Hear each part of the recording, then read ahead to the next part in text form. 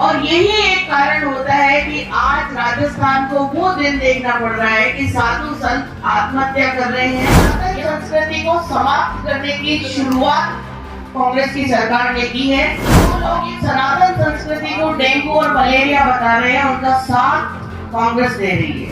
और ये परिवर्तन इसलिए भी तय है कि राजस्थान में जो सरकार है वो भ्रष्टाचारी, तुष्टीकरण की राजनीति करने वाली, महिला विरोधी, युवा विरोधी, किसान विरोधी और एक तरह से अगर मैं कहूं कि जन विरोधी सरकार है। इस सरकार ने तुष्टीकरण की राजनीति, जो वोट बैंक की राजनीति, कांग्रेस का जाल चरित्र और चेहरा रहा है। सम्मानित संत सामने बैठे हुए हैं और तुष्टीकरण की राजनीति करते हुए राजस्थान का जो सामाजिक जो सद्भाव है उसको विभेद करने का काम इस सरकार ने किया। रामनवमी की यात्रा को इजाजत नहीं है, लेकिन इजाजत है तो PFI जो प्रतिबंधित संगठन है। और यही एक कारण होता है कि आज राजस्थान को वो दिन देखना पड़ रहा है कि साधु संत आत्महत्या कर रहे हैं या उनकी हत्याएं हो रही हैं। हमारे बहुत पुराने राजनीतिक है और हम बचपन से सुनते आए हैं कि जिस राज में संतों की हत्या होने लगे, संत आत्महत्या करने लगे, उस राजा को राज करने का कोई हक नहीं है। आपने देखा संत विजय दास ने अवैध बजरी खनन के खिलाफ आत्मदाह किया। करौली में एक संत को जिंदा जला दिया जाता है और अभी थोड़े दिन पहले की घटना है डिग्गी की। टोटल अभी तक 9 से 10 संतों की हत्या राजस्थान में हो चुकी है। ये सनातन संस्कृति को समाप्त करने की शुरुआत कांग्रेस की सरकार ने की है। और ये वो लोग हैं जिन्होंने राम के अस्तित्व को भी नहीं माना था। आज जो लोग सनातन संस्कृति को डेंगू और मलेरिया बता रहे हैं, उनका साथ कांग्रेस दे रही है। तो सनातन तो हमारी हिंदुस्तान की आत्मा है और सनातन को समाप्त करने का सपना देखकर मुगल भी चले गए, अंग्रेज भी चले गए, कांग्रेस तो कुछ भी नहीं मांगती है। ये कांग्रेस भी समाप्त हो जाएगी। तो इस सनातन की रक्षा करने के लिए राजस्थान में कांग्रेस की सरकार को आईना दिखाकर भारतीय जनता पार्टी की सरकार लानी है, डबल इंजन की सरकार लानी है।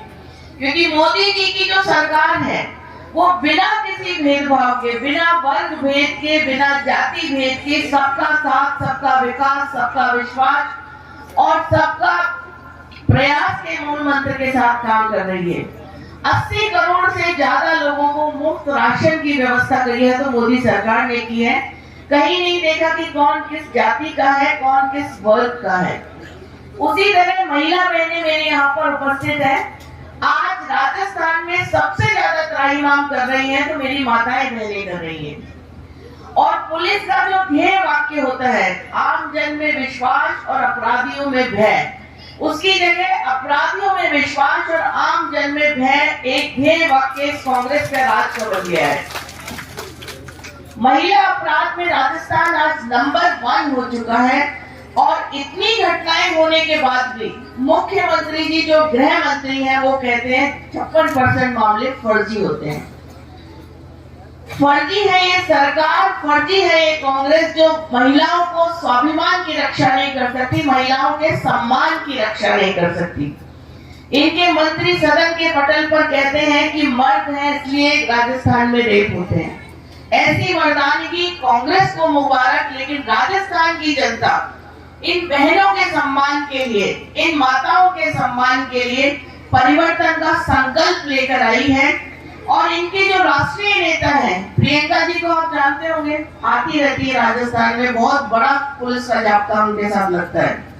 आसपास के 4-5 जिलों के जाब्ता पुलिस का उनके साथ लग जाता है कि उनको कुछ नहीं हो, खरोंच भी नहीं आए उनको। अभी वो निवाई भी पधारी थी और निवाई में जहां उनका कार्यक्रम था उससे 3 किलोमीटर दूर इस एक महिला की लाश मिलती है।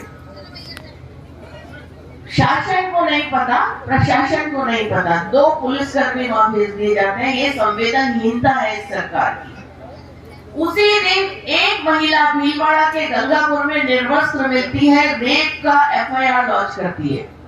लेकिन घटना के बारे में कहा जाता है कि ये झूठी घटना है।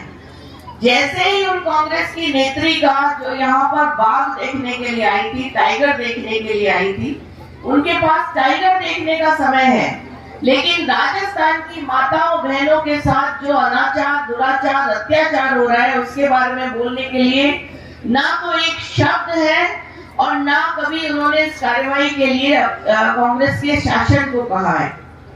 तो वो जो महिला गंगापुर में मिलती है उसके बारे में स्टेटमेंट आता है पुलिस का कि ये मामला फर्जी है, गलत है।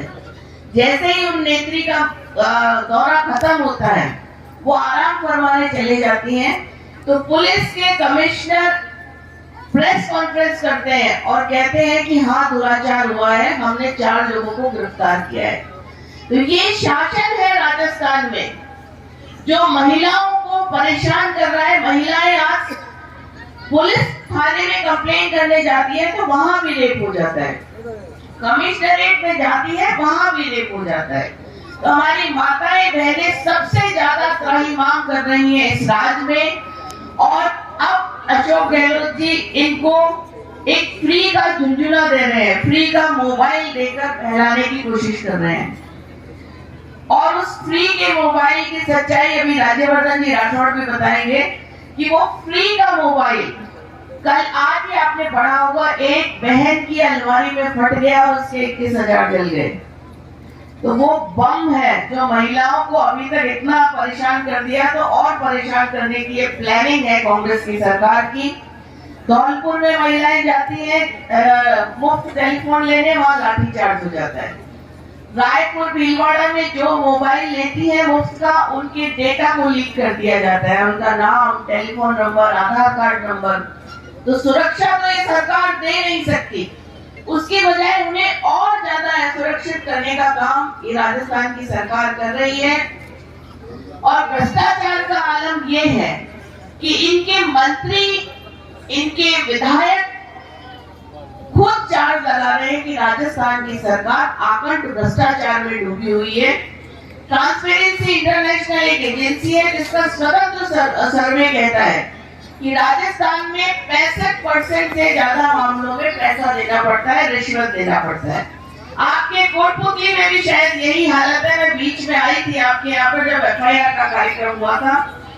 चुन चुन के भारतीय जनता पार्टी के लोगों को परेशान करने का काम ये राज कर रहा है, लेकिन इसे आज की उमंग को देखकर राज को सतर्क हो जाना चाहिए कि अब परिवर्तन अवश्यंभावी है।